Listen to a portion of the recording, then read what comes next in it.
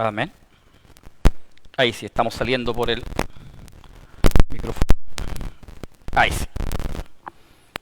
Bien, antes de la palabra yo quisiera también, en los agradecimientos, también agradecer por la vida de mi hermano, que también cumplió un año más de vida hace algunos días atrás. Dios te bendiga, Daniel. Tú sabes lo mucho que te quiero y lo más importante, lo preciado que eres para el Señor. Dios te bendiga en toda tu vida. Bien, la parábola del hijo pródigo. Y quiero hacer ese énfasis porque esta parábola, como todas las historias que el Jesús contó, que en esta oportunidad solamente recibimos de la escritura de Lucas, quien fue un médico de profesión, que fue griego. Cuando él escribe la parábola en su evangelio, él no coloca el título original que hoy día conocemos, que se llama la parábola del hijo pródigo. Esto yo lo he explicado en algunas otras ocasiones. Los títulos, los capítulos y los versículos fueron añadidos en los siglos posteriores por copistas que, con la idea de darle orden, de darle sentido al relato bíblico, entonces lo dejaron de esa manera. Pero originalmente, cuando se escribe esta historia, no se conocía con el nombre de la parábola del hijo pródigo. ¿Y por qué digo esto? Porque me parece importante mencionarlo, que cuando la parábola se llama la parábola del hijo pródigo, es porque necesariamente pareciera ser que la relevancia y la importancia justamente se encuentra en el hijo perdido. Pero cuando estudiamos en profundidad, que eso es lo que yo pretendo hacer en esta hora de la mañana, nos damos cuenta que hay tres personajes en la historia. El hijo menor, que finalmente es llamado el perdido, el hijo pródigo.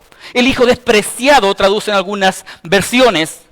Existe el hijo mayor que estaba al lado del padre. Y finalmente, el personaje central y principal de esta historia, ¿sabe quién es? El padre.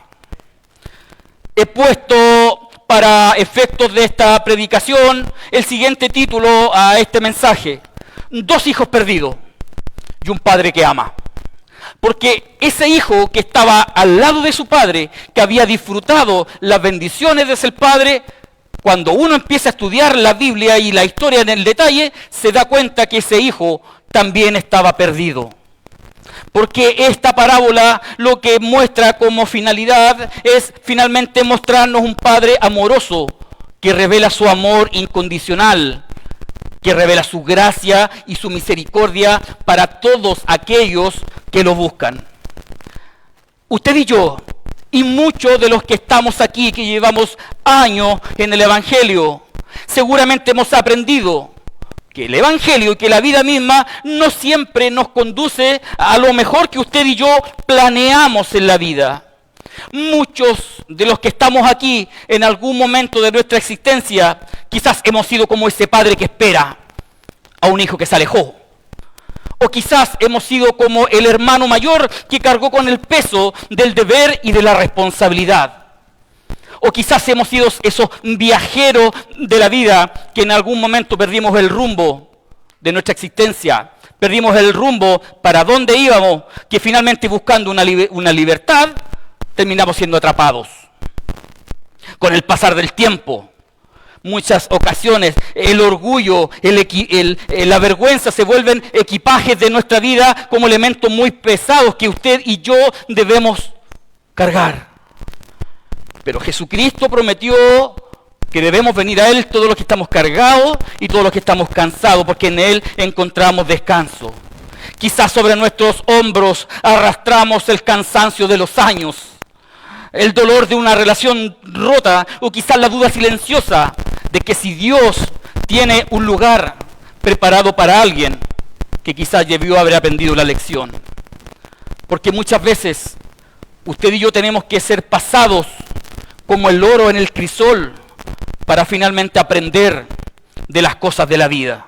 A través del sufrimiento que predicábamos la última oportunidad que yo tuve que estar por acá, aprendemos también que es necesario que usted y yo a veces recibamos disciplina espiritual de parte de Dios, porque al hijo que Dios ama, a ese disciplina.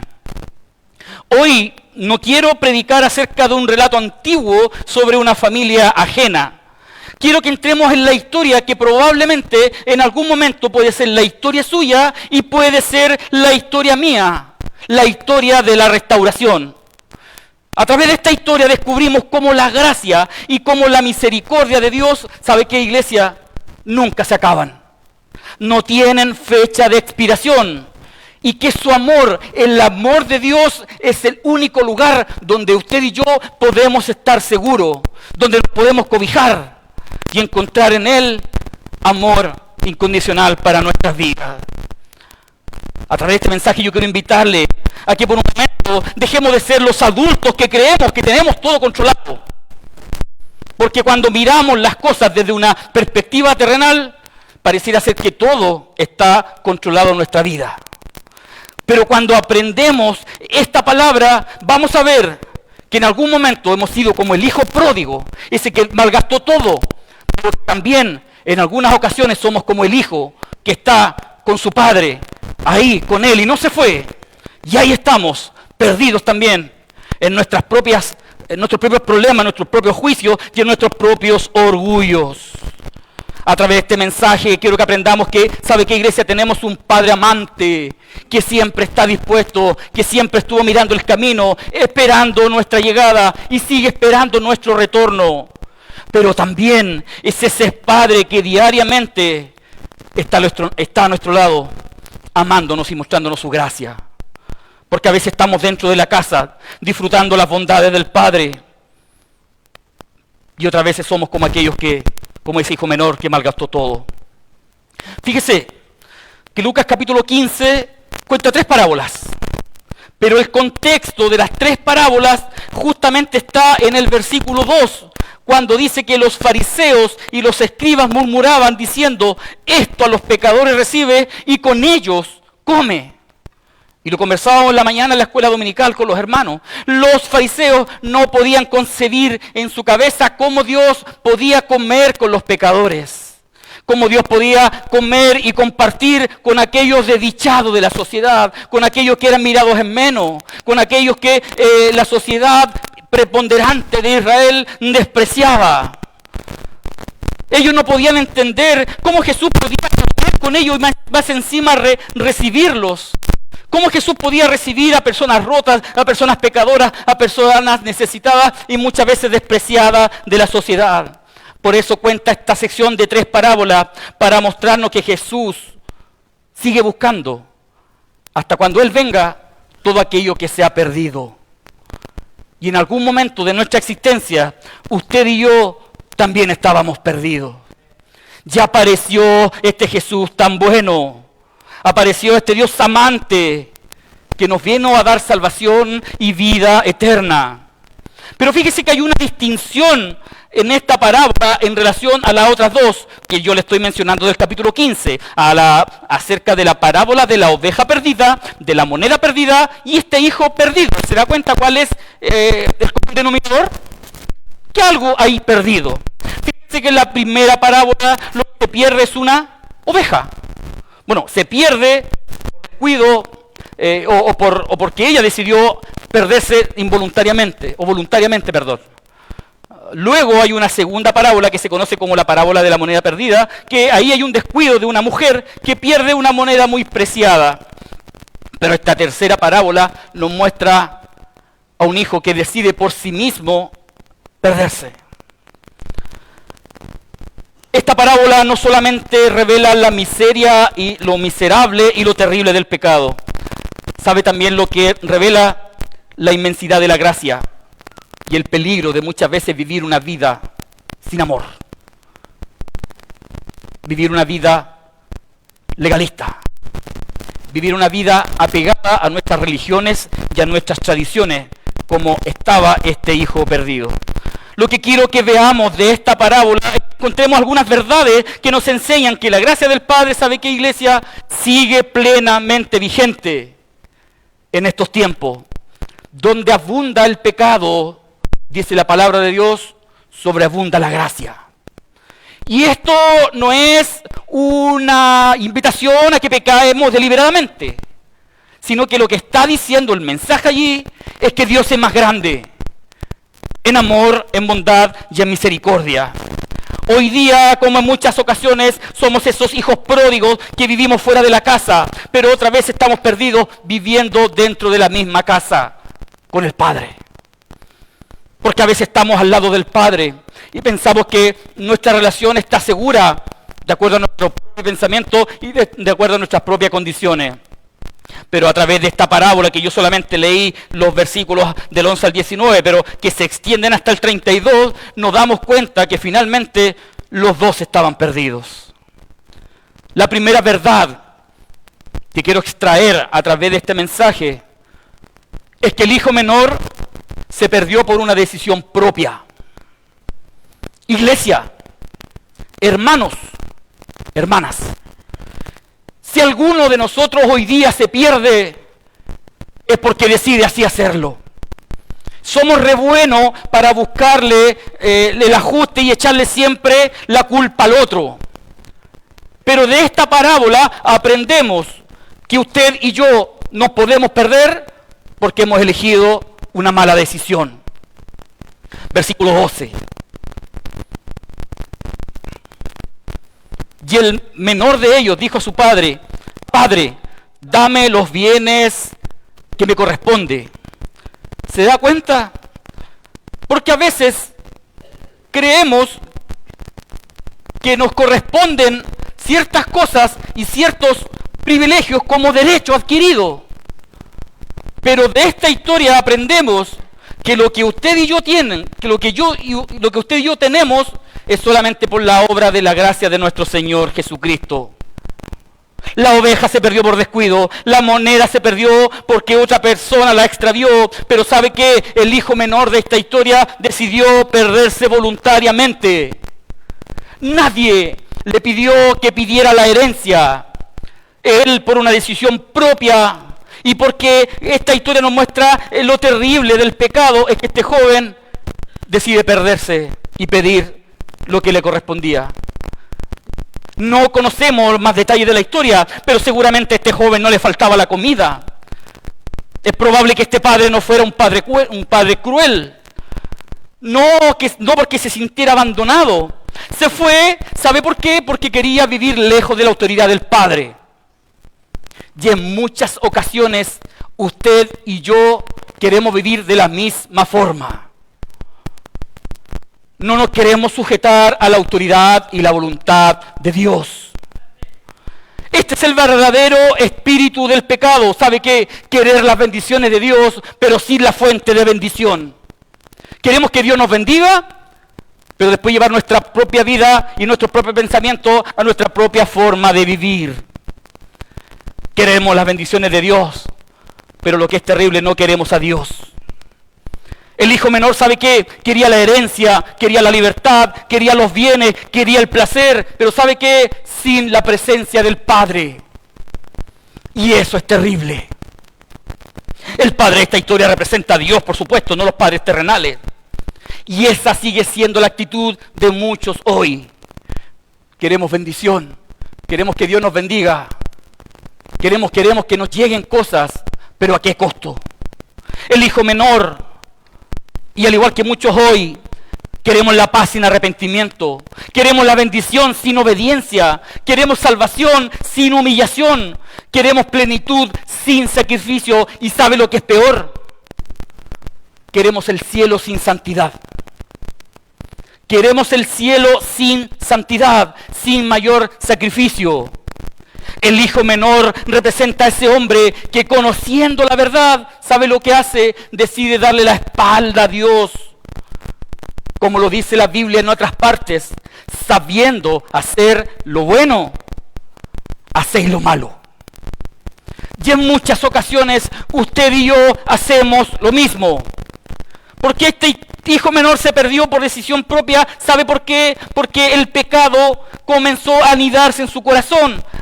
Que se fuera físicamente, eso ya es parte del relato, pero ¿sabe qué? Lo que nos enseña esta historia, que antes de irse físicamente, el hijo, él se había perdido espiritualmente. ¿Cuándo?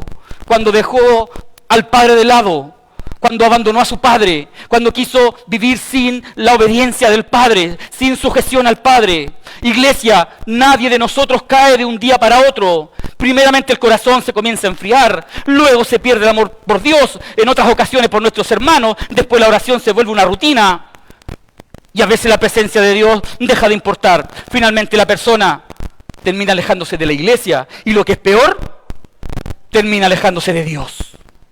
Ese es el hijo menor, que de forma voluntaria termina decidiendo su propio camino.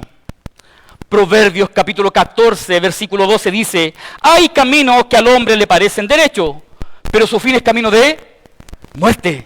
¿Muerte física? No, muerte espiritual.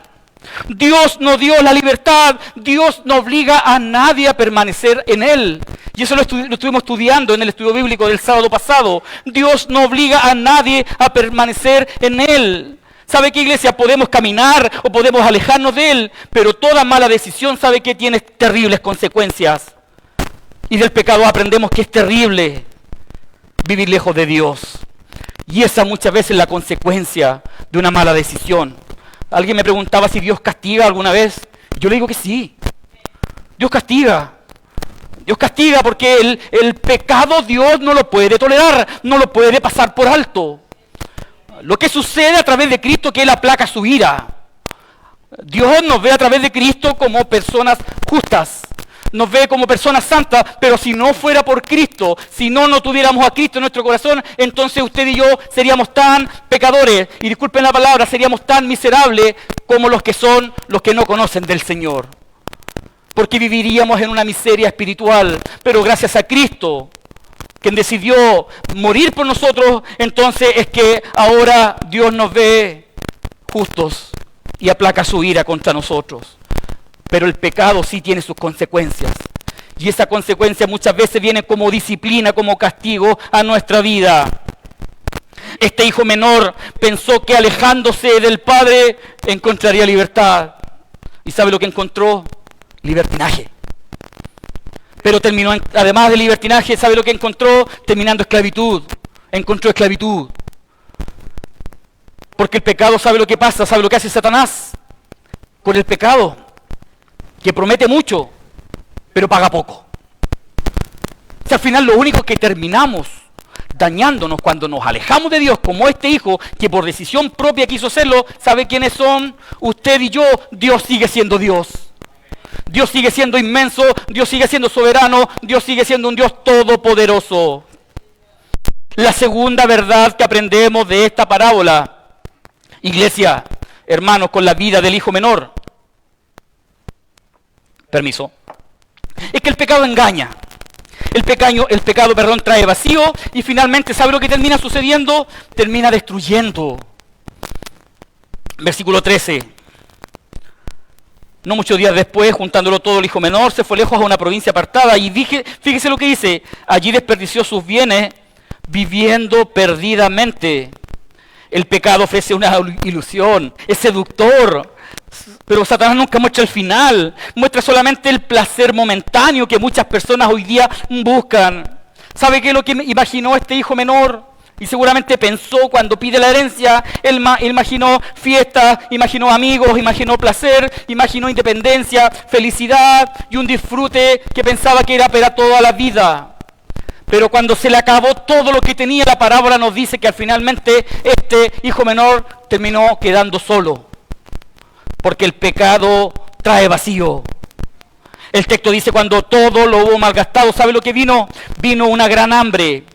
Siempre el hambre llega en el alma, en el corazón, en la mente y en la conciencia. El mundo nos puede entretener por un momento, pero nada llena el vacío que Cristo llena. Un vacío que solamente Cristo y el Señor puede llenar.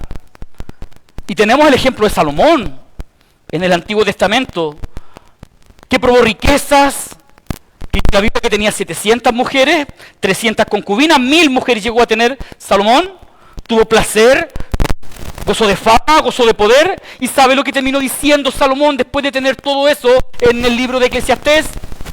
Que vanidad de vanidades, todo es vanidad. Finalmente Finalmente Salomón entendió que el pecado deja vacío al ser humano y nos perdemos en nuestras propias concupiscencias. Pero aparte de el pecado engañar, de vaciar y de destruir, el pecado sabe lo que también genera muchas veces en nuestras vidas y en nuestros corazones. Hermanos, el pecado destruye relaciones. La parábola nos dice que los amigos se fueron cuando se le acabó el dinero, cuando se le acabó lo que él tenía para ofrecerle. Los amigos duran mientras hay algo que sacar de usted y de mí. El diablo solamente nos ofrece una compañía temporal, pero cuando llega lo difícil, abandona el momento más oscuro. ¿Cuántos hoy día quizás tenemos nuestras relaciones personales rotas? Relaciones matrimoniales, relaciones de un padre con un hijo, una madre con una hija, relaciones entre un suegro y un yerno, una suegra y una nuera, sus relaciones más personales con sus compañeros de trabajo. ¿Cuántos hoy día tenemos matrimonios rotos, hijos lejos, vidas vacías, corazones quebrados? ¿Sabe por qué? Todo por causa del pecado. Porque si nos quedáramos al lado del Padre, aprenderíamos a vivir y a cuidar nuestras relaciones personales. Y finalmente el pecado, ¿sabe lo que produce? Decadencia y muerte espiritual. El padre estaba diciendo, el hijo, terminó cuidando cerdos. Eso dice la Biblia. ¿Sabe qué? En la cultura judía, los cerdos, y lo hemos estudiado en la escuela, eran animales inmundos, animales despreciables. Para un judío era lo más humillante posible. Ese muchacho que había vivido en abundancia, ¿sabe qué dice el relato? Que ahora deseaba comer la comida de los animales despreciados para su cultura. Porque así trabaja el pecado, queridos hermanos. Seduce, esclaviza y finalmente humilla. El pecado nunca sube al hombre, siempre lo rebaja y lo termina, ¿sabe qué? Matando espiritualmente. ¿Qué significa la muerte espiritual? Separación con Dios. ¿Y por qué sabemos de esta historia que el hijo estaba muerto espiritualmente? Porque el padre sabe lo que dice. Mi hijo muerto era. Al final de la historia, el hijo estaba muerto espiritualmente. El apóstol Pablo dice que a consecuencia del pecado, usted y yo estábamos muertos espiritualmente y necesitábamos a Cristo para que nos diera nueva vida y vida en abundancia. El hijo no alcanzó a morir físicamente, pero estaba muerto espiritual y relacionalmente. Eso hace el pecado. Separa al hombre de Dios. Lo aleja. Lo pone como una muralla entre la relación entre el hombre y Dios. Efesios capítulo 2, versículo 1 dice, y Él, hablando de Cristo, dio vida a vosotros, a la iglesia, a cada uno de nosotros. ¿Cuándo? Cuando estábamos muertos en nuestros delitos y en nuestros pecados. Hermanos, entienda esto y lléveselo en su corazón y en su conciencia y en su mente. Sin Dios, el hombre puede respirar, pero está espiritualmente muerto. Necesitamos al Espíritu Santo para que comience esta obra de regeneración en usted y en mí. Y la tercera verdad que aprendemos, son 5, la tercera verdad que aprendemos es que el verdadero arrepentimiento, ¿sabe cuándo vuelve o cuándo viene? Cuando reconocemos nuestra verdadera indignidad espiritual. El relato nos dice en el versículo 17 que el hijo volviendo en sí, y esa es una clara definición para mostrarnos que usted y yo necesitamos volvernos a Cristo, volvernos al Señor. Este es uno de los momentos más hermosos de la parábola. El pecado y la separación del padre con el hijo lo había hecho perder toda razón espiritual, pero ahora despierta. Dice el relato bíblico que vuelve en sí, comprende su condición, reconoce su miseria espiritual, entiende que lejos del Padre no hay vida espiritual. El verdadero arrepentimiento, ¿sabe cuándo comienza, iglesia? Cuando una persona deja de justificarse y culpar a otro de sus propias faltas y sus propios pecados. Porque si hay algo que usted y yo sabemos hacer muy bien, es echarle la culpa al otro de nuestras propias decisiones, de nuestro propio pecado, de nuestros propios errores. Usted y yo somos responsables de fallarle al Señor. Y algún día, cuando comparezcamos ante el tribunal de Cristo, el juicio es personal. Usted no va a decir es que el hermano tanto, que la hermana tanto, que el pastor de allá, que el pastor de acá hicieron que yo cayera. Por supuesto que Dios va a traer juicio contra todos aquellos que ponen tropiezos sobre estos pequeños. Pero la justificación es personal. Y nos vamos a encontrar con Cristo allá en los cielos y no le vamos a poder echar la culpa a nadie. El verdadero arrepentimiento, ¿sabe lo que genera en usted y en mí? Produce humildad. Humildad. Fíjese lo que dice el Señor en la historia. Él dijo, ¿qué dijo? He pecado contra el cielo y contra ti. He pecado, primera persona. No está diciendo, me hicieron pecar. Es que tu papá me entregaste la herencia. No me la tenías que haber entregado. Hoy día alguno de nosotros podía haber dicho eso. ¿Por qué permitiste? Cuando yo te pedí la herencia y me la entregaste. No, el hijo reconoce, he pecado. Y esa es una gran verdad que debemos usted y yo tomar cuando fallamos, cuando pecamos. Falla usted y fallo yo. He pecado contra el cielo y contra ti. Él no culpa a nadie. No culpa a sus amigos, no culpa a la sociedad, ni siquiera culpa al Padre. Él reconoce, en otras palabras, está diciendo, el problema soy yo. El problema soy yo. No hay restauración sin quebrantamiento. Hermanos, escuche bien, Dios no puede restaurar corazones soberbios, corazones altaneros. La restauración comienza cuando nuestro corazón se sensibiliza a la voz de Dios. Dice la palabra que el Padre, que el pastor conoce la voz de sus ovejas. Por lo tanto, cuando usted y yo le hablamos al Padre, le hablamos a Cristo, entonces Dios es capaz de traernos amor, misericordia, restauración en una relación rota, en una relación quebrada. Dios no restaura corazones soberbios ni altaneros. La restauración comienza cuando somos capaces de sensibilizar nuestro corazón, porque Dios nos llama en todo momento. Hermanos, Dios nos sigue buscando. Dios lo sigue buscando a usted, me sigue buscando a mí. Y finalmente, en relación al arrepentimiento, el arrepentimiento necesariamente debe producir una acción. No basta con sentir tristeza por fallarle a Dios. Eso es una parte del arrepentimiento. Pero la Biblia dice que el hijo, allá donde lo malgastó todo, dice que se levanta y fue a su padre. Se da cuenta de las dos acciones.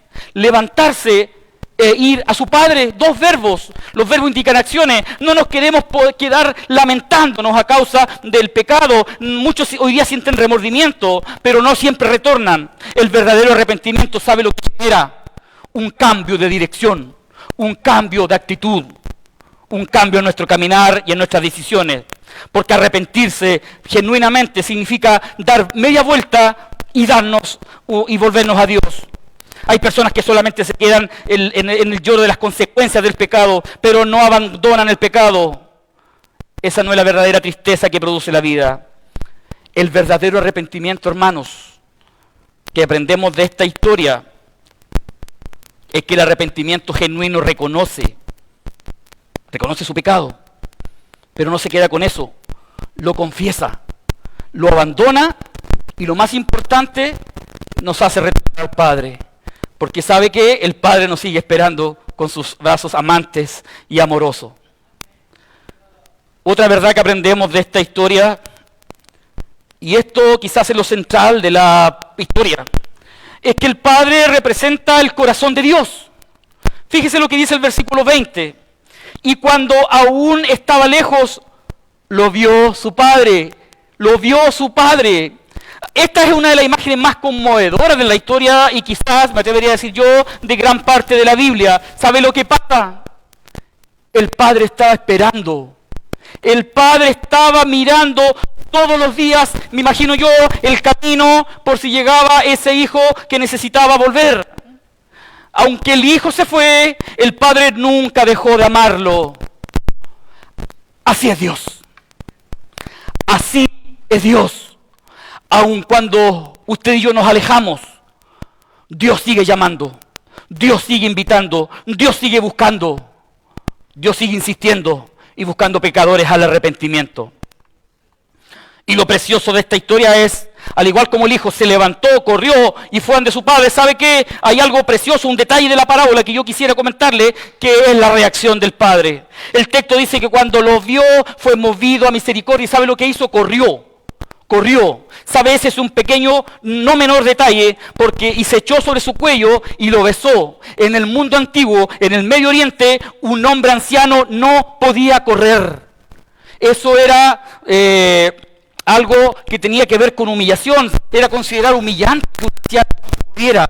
Por eso que Isaías 40:31 habla de esta idea de que los jóvenes se fatigan, que los jóvenes se cansan, los jóvenes esperan nuevas fuerzas, porque un anciano no le estaba permitido correr. Pero dice la historia que este anciano corrió, él dejó su humillación de lado y lo besó a su hijo. Para él era más importante que la dignidad cultural. Bueno, finalmente, eso es el corazón de Dios. Cuando volvemos a Dios, Dios no nos recibe con frialdad y nos dice, ya, aquí llegaste de nuevo. Dios es un Padre amoroso, un Padre amante, que todos los días espera con su gracia y con amor que volvamos a nuestra condición. Pero fíjese los regalos que le trae. El padre que ordena el mejor vestido, un anillo, sandalias, que dice, hagamos una fiesta porque este es mi hijo que estaba perdido y ahora regresa. ¿Sabe que cada cosa representa la felicidad del Padre? Porque dice la Biblia, cuando un pecador se arrepiente, hay gozo en el cielo. Cada cosa representa la felicidad del Padre, pero también sabe lo que representa restauración. Porque cuando llegamos a Cristo quebrado a causa de nuestro pecado, ¿sabe lo que necesitamos usted y yo? Restaurarnos. El vestido nuevo que se le da a su hijo habla de la dignidad restaurada. El anillo que le pone en su mano habla de esa autoridad y una pertenencia restaurada. Pero lo que es precioso son las sandalias. Los esclavos andaban descalzos. ¿Saben quiénes usaban sandalias? Los hijos del amo. En otras palabras, cuando el padre le pone la sandalia a ese hijo, ¿sabe lo que le está diciendo? Nuevamente, eres mi hijo. Te restituyo en la condición de hijo. Por eso que necesitamos volvernos ante el Padre, volvernos ante Dios. Y quizás muchos estaban pensando que él volvía como esclavo, que el padre lo iba a castigar, lo iba a someter a un tiempo a castigo. Pero el padre le está diciendo, hoy no vuelves como esclavo, hoy vuelves como mi hijo. Y ¿sabe qué? Lo que es mejor, hoy vuelves como hijo, y lo que es mejor, vuelves como mi hijo. Dios le está diciendo así, porque cuando volvemos al Padre, se restituye la relación rota a causa del pecado. ¿Y qué pasa con el cielo cuando un pecador se arrepiente? Ya lo decía, hay gozo y hay gozo en el cielo. Quizás el mundo desprecia al pecador restaurado, pero ¿sabe qué? Dios hace fiesta por él. Y quizás muchos de los que estamos aquí, y me incluyo, no nos identificamos con el hijo pródigo, porque decimos, estamos con el Padre, venimos a la iglesia, nos congregamos, estamos cerca de Dios. Por lo tanto, yo no me identifico con ese hijo pródigo. Pero ¿sabe qué? Es probable, me incluyo, que nos podemos identificar con el hermano mayor. Porque el hermano mayor representa el pecado de los religiosos, de los legalistas.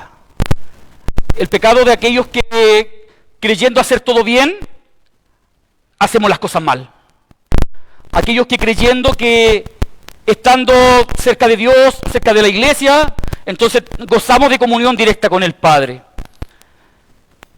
Pero cuando leemos lo que sucede con este hijo mayor, nos damos cuenta que muchas veces usted y yo igual estamos perdidos. Versículo 28, perdón. El hijo mayor entonces se enojó y no quería entrar. Salió por tanto su padre y le rogaba, fíjese, le rogaba que entrase. Se da cuenta que Dios es un Dios amante, un Dios amoroso. Algunos quieren poner a un Dios tirano, a un Dios lejano, a un Dios que no le importa lo que pasa aquí en la tierra. Pero de esta historia aprendemos que Dios está tan preocupado de su historia como de la mía, que está preocupado de todos aquellos que lo buscan incansablemente. Aparece el segundo hijo, ese hijo que también estaba perdido dentro de la casa, gozaba de la bendición del Padre, gozaba de la comida, gozaba de la buena alimentación, gozaba de la buena vestidura, gozaba del trabajo, de las bendiciones del Padre, pero espiritualmente ese hijo también estaba perdido. Este primer hijo, el mayor, nunca se fue de la casa, nunca gastó la herencia, nunca cayó en pecado de inmoralidad como cayó su hermano menor. Pero ¿sabe qué? Espiritualmente igual estaba perdido. Porque estar cerca de las cosas de Dios no siempre significa comunión con Dios. Y yo lo prediqué en algunas ocasiones atrás, algunos meses atrás. Señor, predicamos en tu nombre, profetizamos en tu nombre, echamos fuera demonios en tu nombre. Yo tuve esto, Señor, yo tuve esta actividad, yo fui esto otro en la iglesia. No te conozco. No te conozco. Y más aún nos dice el Señor, hacedor de maldad. Porque estar cerca de la religión, estar cerca de las cosas de Dios, no siempre significa tener intimidad y comunión con Dios. Este hijo estaba en esa condición. Vivía con el padre, se relacionaba con su padre, pero su corazón estaba lejos del padre. Entonces, ¿cuál era el problema de este hermano mayor? Primero, tenía un orgullo espiritual. Él pensaba que merecía más que el menor. La gracia del padre hacia el hermano menor le molestaba. Porque hay personas que aceptan la misericordia de Dios solamente para ellos. Pero les duele, les molesta, les irrita cuando Dios bendice a otros. Cuando Dios llama a otros. Cuando Dios muestra su gracia y su amor con otros. Porque estamos tan seguros, cobijados en la casa del Padre, que pensamos que gozamos de todas las bendiciones, pero nuestra relación muchas veces está rota.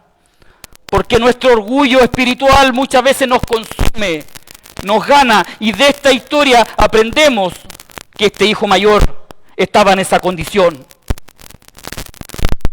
Una segunda verdad y un segundo problema que aprendemos de este hijo mayor, ya vamos a estar terminando, es que sabe que había perdido el corazón del padre.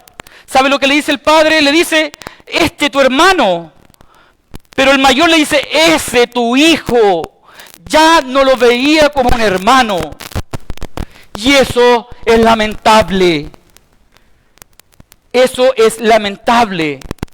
Porque usted y yo, a pesar de nuestras diferencias, a pesar de que tengamos puntos de vista diferentes, ¿sabe qué? Somos hijos del mismo Padre, aunque no le guste. Aunque a usted no le guste ser un hermano de otro hermano, aunque a usted no le guste ser hermano mío, yo le quiero decir de que espiritualmente somos hijos de un mismo Padre. Somos hermanos, por eso nos llamamos hermanos en la fe.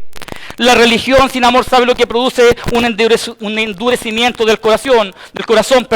Uno de los peligros más grandes en la iglesia es acostumbrarse tanto a esa santidad externa que a veces perdemos compasión por los perdidos y no cuidamos a los menores.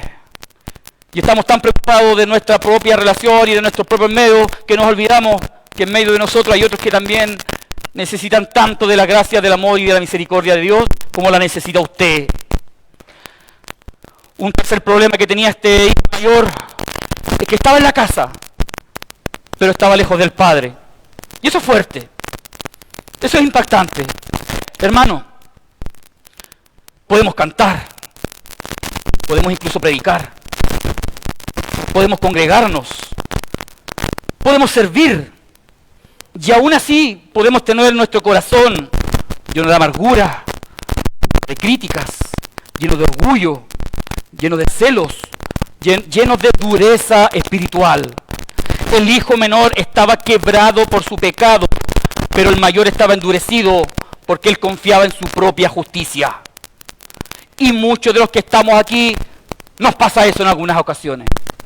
Confiamos en nuestra propia justicia, en nuestra propia forma de entender las cosas, creemos que esa es la verdad y de ahí no nos saca nadie. Y muchas veces el orgullo religioso es más difícil sanar que una inmoralidad visible. Porque el pecado sabe dónde se concentra, hermanos, en la mente y en el corazón. Después lo llevamos a cabo a través del acto físico. Ese es el problema del hermano mayor. Finalmente, para terminar esta historia y esta parábola, yo quiero preguntarle, ¿por qué con el Padre no nos podemos identificar? Porque el Padre de esta historia representa a Dios, un Dios amante, amoroso, lleno de gracia, lleno de misericordia, lleno de amor y lleno de perdón. Pero la pregunta es, ¿con cuál hijo te identifica usted? Bien pregunto, ¿con cuál hijo me identifico yo? Quizás algunos se identifican con este hermano menor, viven sus vidas como el hermano menor, lejos de Dios, vacío, herido, quizás esclavizado por el pecado. A ellos yo quiero decirles que hoy, y como todos los días, ese Padre amoroso, ese Padre amante, sigue esperando que te vuelvas a Él, que te vengas a Él. Pero otros quizás nos identificamos con este hermano mayor, que estamos dentro de la iglesia, que trabajamos, que servimos, que tenemos responsabilidades, que tenemos cargo. Pero quizás no tenemos el mismo amor, la misma misericordia, porque quizás nuestro corazón está lejos del Padre. ¿Sabe qué? Y la conclusión final de esta historia es que los dos estaban perdidos. Pero Dios quiere restaurar a los dos. Al hijo que se fue, lo gastó todo, y ese que estuvo al lado de su padre siempre. El mensaje de esta parábola no se centra principalmente en la rebeldía del hijo mayor, ni tampoco en el pecado del hijo menor, sino que la finalidad, el propósito de esta parábola, ¿sabe cuál es? La grandeza del Padre. Un Padre que sigue esperando, un Padre que sigue perdonando, un Padre que sigue restaurando, un Padre que sigue abrazando, y lo que es mejor, un Padre que sigue celebrando cuando nos volvemos a Él. Porque Cristo vino precisamente a buscar y a salvar a todo lo que se había perdido. Y hoy el Padre nos sigue diciendo, como le dijo al hijo menor, era necesario hacer fiesta y regocijarnos porque este tu hermano era muerto y ha revivido, se había perdido y sabe que es hallado. Y damos gracias al Señor para que esta palabra y para que este mensaje hoy día nos deje una inquietud a nuestro corazón. Todos estábamos perdidos y todos necesitamos perecer en nuestra vida física para dar espacio a nuestra vida espiritual. Por eso que es importante menos de nosotros y más de Cristo. Porque cuando aceptamos esa verdad, entonces nuestra vida espiritual comienza a crecer, y saben que también comienza a crecer la vida de como iglesia. Pasemos a orar para que Dios dirija la lectura de su palabra.